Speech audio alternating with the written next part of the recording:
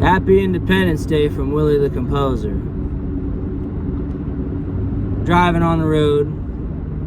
Have to get back to my house tonight because I went to visit my family for the holiday, you know. You know, I've been thinking about some stuff lately. July 1st is a significant day in our family. That's the day that my grandfather was born. I'm named after him. My dad's dad. My name is William Daniel Sochko, and his name was William Daniel Sochko. He was born July 1st, 1935. And he died a couple weeks ago. Just shy of his 88th birthday. It was the first time I ever actually went to a funeral for a close loved one. First time I ever actually seen a dead body, honestly. But it just didn't seem like a dead body, you know. It just looked like he was sleeping. I was scared to talk too loud around him because I didn't want to wake him up. I mean, he didn't really look like he looked in life, you know, because he was old, and they made him look nice. They put some makeup on his face and hands to make him look nice.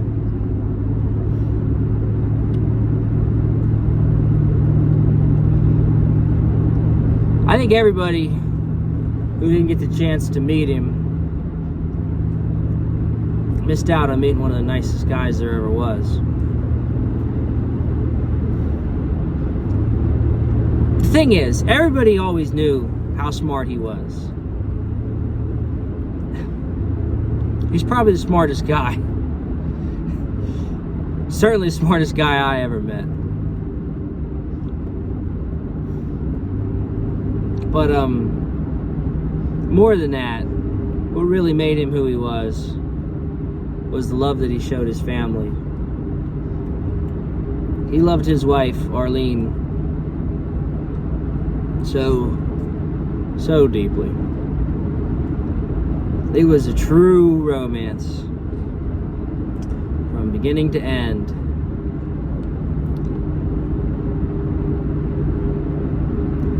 He grew up on what we call in western Pennsylvania a coal patch. It's a little community built by the mining company to house the workers for the coal mines. Most of the workers there were, you know, immigrants or black.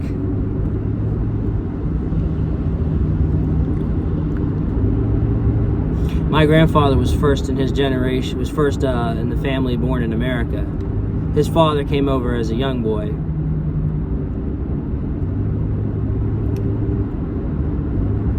And raised him up out of poverty. Let's put it this way. My grandfather was born to very poor, very hard-working class people in the middle of the Great Depression. And he rose to become a thriving member of the middle class. And he was able to provide for his family and for his kids pretty much everything they wanted. So that by the time my dad came around, let alone me, we didn't have to worry about things like that. Don't get me wrong, we weren't rich or nothing, but we were certainly rich compared to how things were when my grandfather was a boy. He said he could remember being 5 years old. There used to be an ice man who would come around. Not an ice cream man, but a man who used to sell chunks of ice on sticks to the kids for a penny apiece. And he said he used to search all around the house to find a penny. And when he found one, he could go get an ice block from the Iceman. And he said, on a hot summer day, that ice was so delicious. There's a lot that I could say about my grandfather.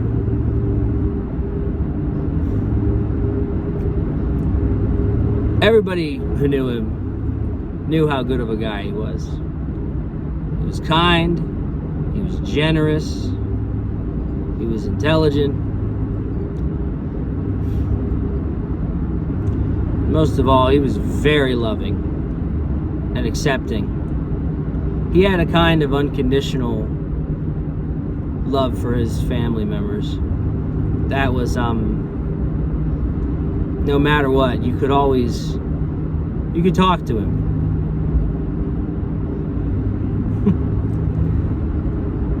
He might argue with you about things,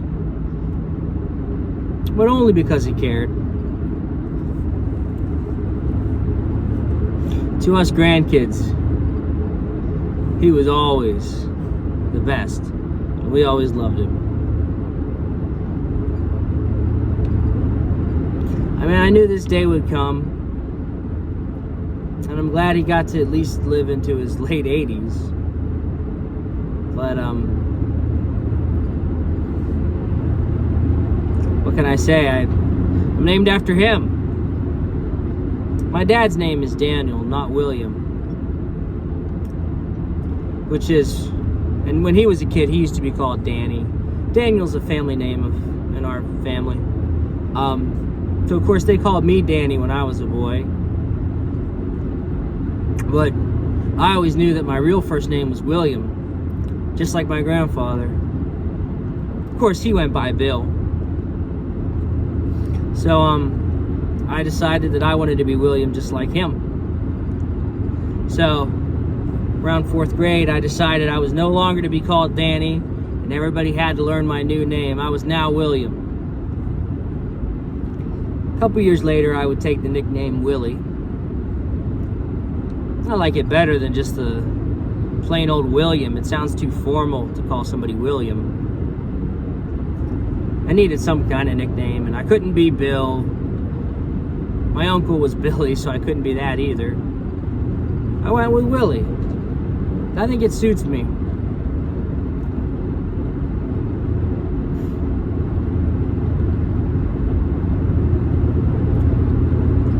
But I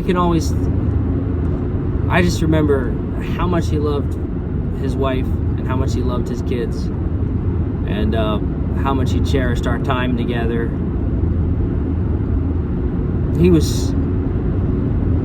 loved to eat snacks, and he loved to sit and solve crossword puzzles. He loved sports, especially baseball. He loved to watch baseball on TV. He's a Pirates fan, just like all of us.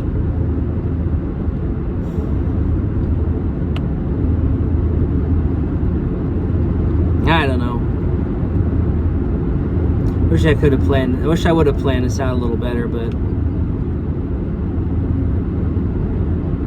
it's kind of tough to think about, because I don't think I really do realize that I'll never see him again, you know. I was there when he passed away. Went to see him in the hospital a couple of times.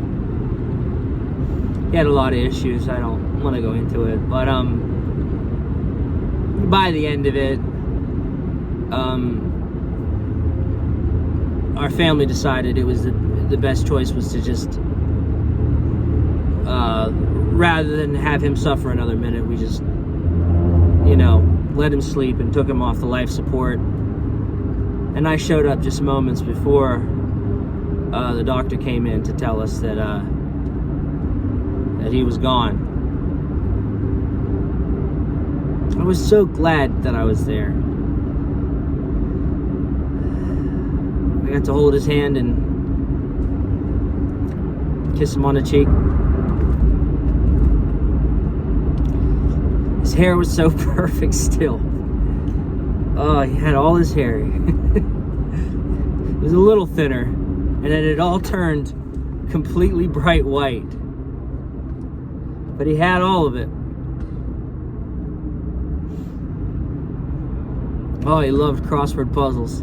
He once went to Brooklyn, New York to compete in a cryptic crossword competition.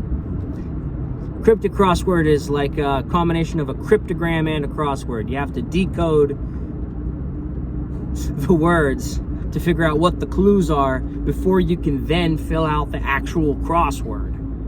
It's a crossword on steroids. He competed in a competition of cryptic crosswords, and he came, I think it was in 9th or 10th place among 50, 60 entrants, and all the guys that beat him were Orthodox Jews.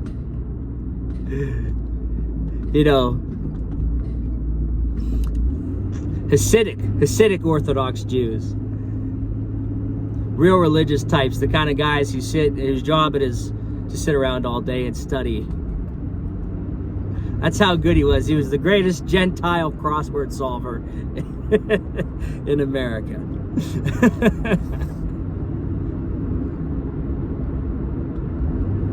He served in the Marine Corps. He's very proud of his years in the Marine. He used to say he went when it was real dangerous, in the late 50s. After Korea, before Vietnam. He had attended college for a short time after high school, but I think he needed help getting enough money to pay for college. So that's part of the reason why he joined the Marines. He had to leave his girlfriend, my grandmother, behind when he went over to the Mediterranean. Served over in Tripoli, Turkey, Italy. And he would play his harmonica. He could play the song Unchained Melody. And to this day, the song Unchained Melody, as cheesy as it is, still gets to me because it makes me think of him crammed in on some little cot on some ship in the Mediterranean, thinking about when he's going to get back home so he can be with Arlene again. Well, when he got out of the military, got out of active duty in the early 60s, went to Penn State, completed his education in architectural engineering, which is a special kind of architecture, special kind of engineering. Really, you need to be qualified and studied as both an architect and an engineer. And one of the only places he could go to get that kind of education was Penn State University. He wore his Penn State class ring on his finger from the time he graduated to the very end. You could see his finger where the ring had been. It was almost half the size of the rest of his finger. From the ring, never having been removed.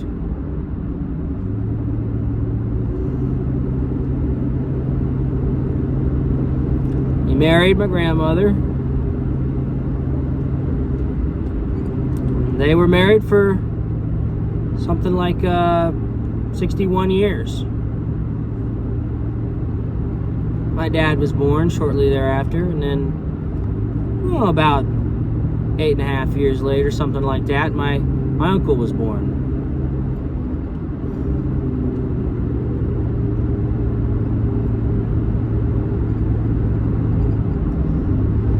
Anyway,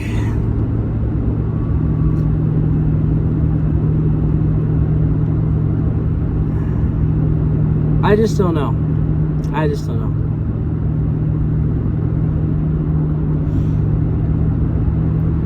I know that I'm glad that I was there. So I got to see him a couple more times. I was there when he passed. was there for the funeral. I was one of the guys who carried his coffin. I was proud to do it. They played taps for him. They draped a flag over his coffin. The men folded it up, handed it to my grandmother. They fired a few shots in the air.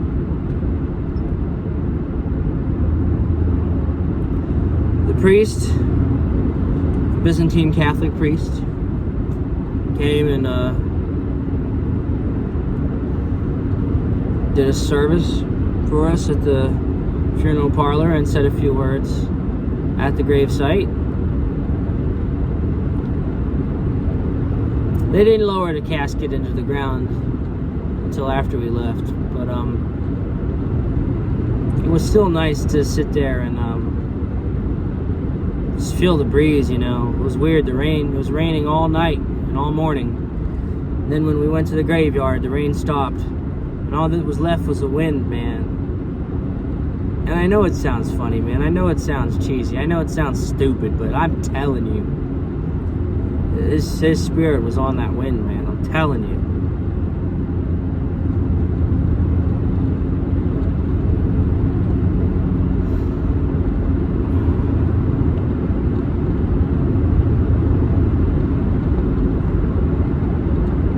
It was good to see the other members of the family there. It was a small thing.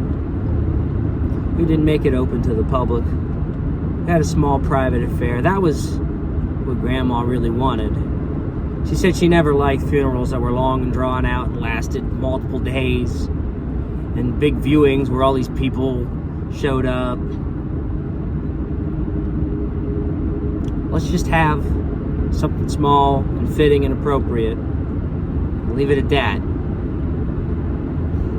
And that's what we did.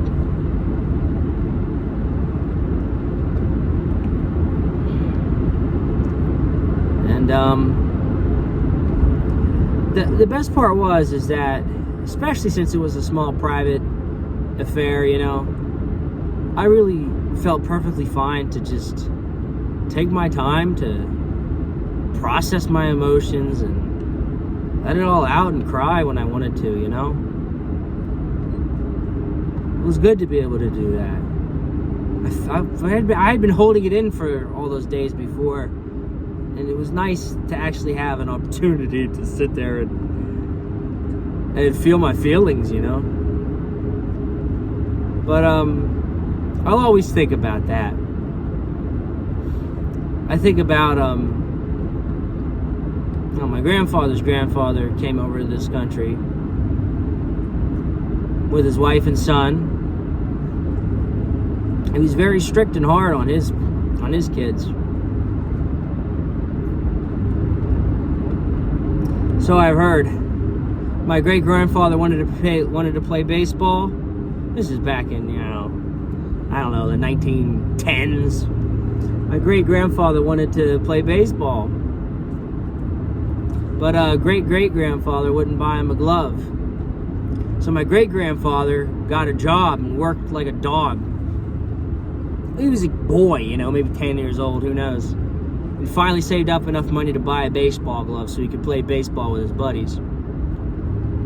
Well, when his dad found out about it, his dad took that baseball glove and cut it up into a million little pieces. Why? To teach him a lesson about not wasting his money on silly things. I don't know many more stories like that, but I know that my great-grandfather had strict old country parenting, you know, and he decided that he was going to be a lot better and more understanding and more tolerant of his kids. And he was. And I gotta say, my grandfather, you know, went on to be just as nice to his kids, and, you know, so it goes.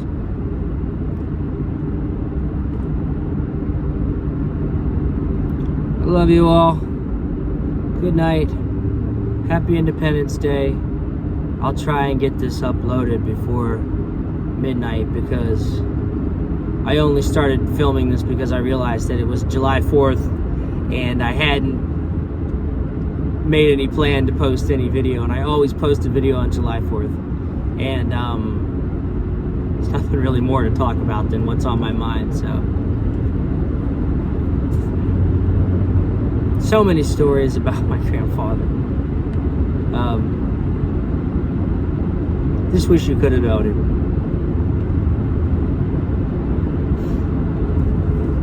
Peace out. Love y'all.